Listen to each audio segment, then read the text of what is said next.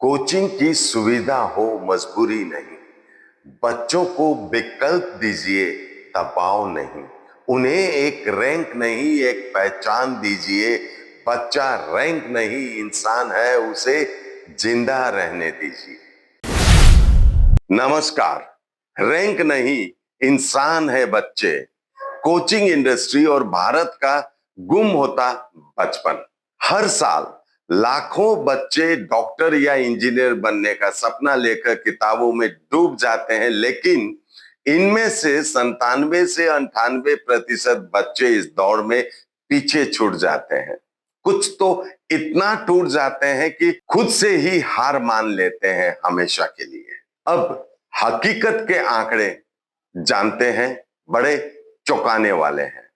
IC3 की 2024 की report के मुताबिक भारत में आत्महत्या के कुल मामलों में सालाना 2% की बढ़ोतरी हो रही है, लेकिन स्टूडेंट सुसाइड में ये दर 4% से ज्यादा है।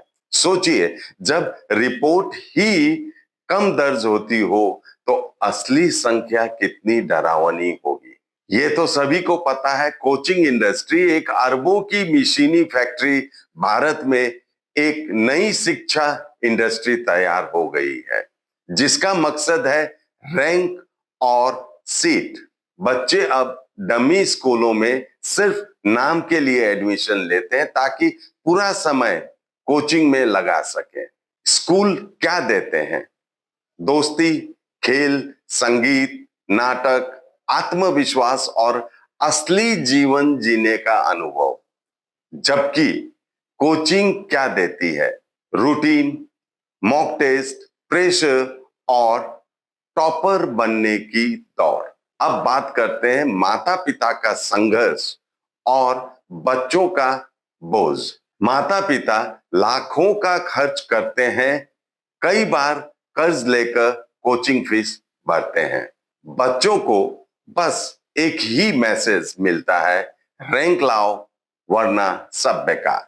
बच्चा पढ़ाई से ज्यादा इस डर में जूझता है कि वह माँ बाप को निराश ना कर सके। जब वो रैंक नहीं ला पाता तो वह खुद को असफल नहीं बल्कि बेकार समझने लगता है।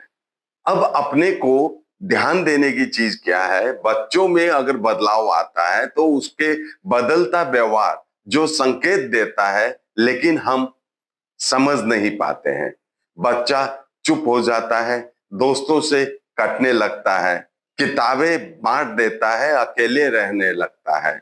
यह सब मानसिक थकावट और डिप्रेशन का संकेत है, जिन्हें माता पिता अक्सर बहाना कहकर नजरअंदाज कर देते हैं।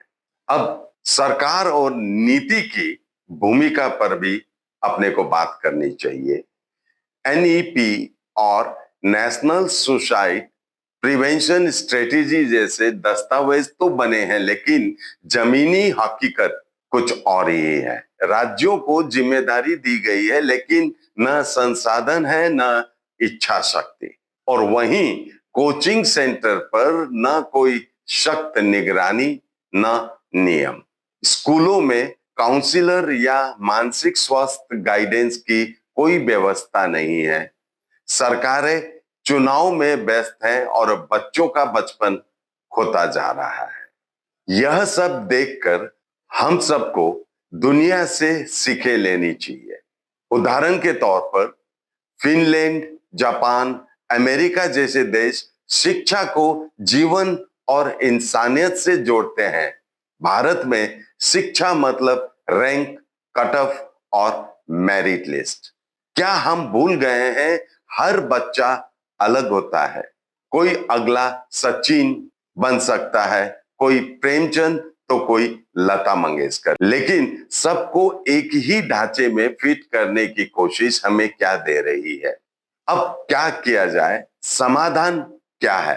कोचिंग सेंटर के लिए सख्त कानून हो, टाइमिंग, फीस, मेंटल हेल्थ सुविधा अनिवार्य हो। स्कूल में 70% उपस्थिति अनिवार्य हो, ताकि कोचिंग पूरी तरह शिक्षा पर कब्जा ना कर ले। हर स्कूल और कोचिंग मेंटल हेल्थ काउंसलर हो। बच्चों की नियमित काउंसलिंग जरूरी। एग्जाम सिस्टम में बदलाव हो। एक बार की असफलता जीवन का अंत नहीं होनी चाहिए। माता पिता के लिए ट्रेनिंग हो। बच्चों को प्यार करे, तुलना नहीं। हम ये कतई नहीं कह रहे हैं कि कोचिंग करनी ही नहीं चाहिए। अगर किसी बच्चे में वाकई जुनून और क्षमता है तो अच्छी कोचिंग उसकी तैयारी को निखार सकती है।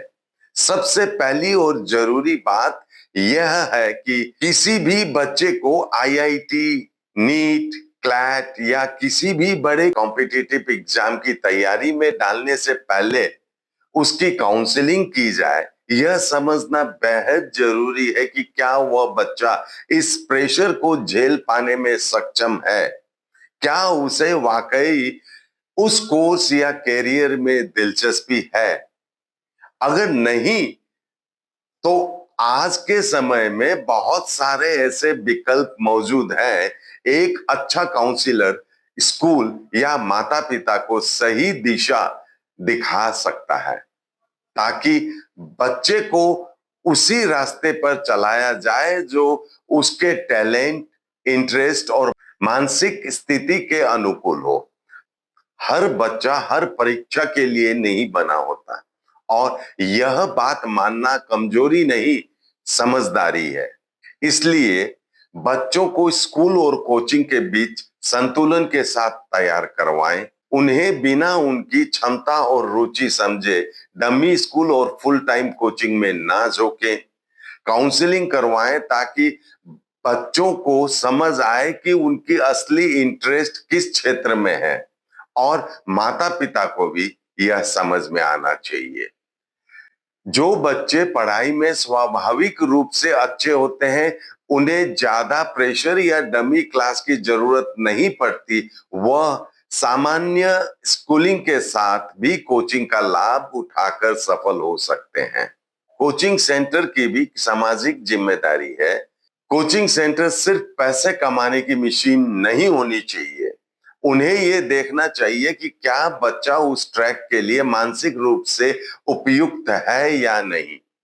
क्या वह इतना प्रेशर झेल पाएगा। उन्हें एक फ्लेक्सिबल, छात्र केंद्रित दृष्टिकोण अपनाना चाहिए ताकि सिर्फ टॉपर ही नहीं, हर बच्चा एक बेहतर इंसान बन सके। एसके लाइव न्यूज की अपील, कोचिंग सेंटर को जवाबदेह बनाइए। स्कूल में इंसानियत वापस लाइए। बच्चों को रैंक नहीं इंसान बनने दीजिए। बच्चा रैंक नहीं इंसान है, उन्हें जिंदा रहने दीजिए। एसके लाइव न्यूज एक जन जागरूकता की मुहिम। धन्यवाद। आज के लिए इतना ही। देखते रहिए एसके लाइव, आपका समय आपकी खबर। Punjab state dear Baisakhi bumper पहलो पुरस्कार 6 करोड़ गारंटीड। टिकट को दाम 500 रुपया। ड्रॉ 19 अप्रैल। पहलो पुरस्कार केवल बिक्री भाई का टिकट बाटर। पंजाब सरकार डियर बैसाखी बम्पर 2024 लॉटरी में पहलो पुरस्कार विजेता चंद्रन कांता प्रधान के तपाई हुनुंचे अस्पालिको करोड़पति।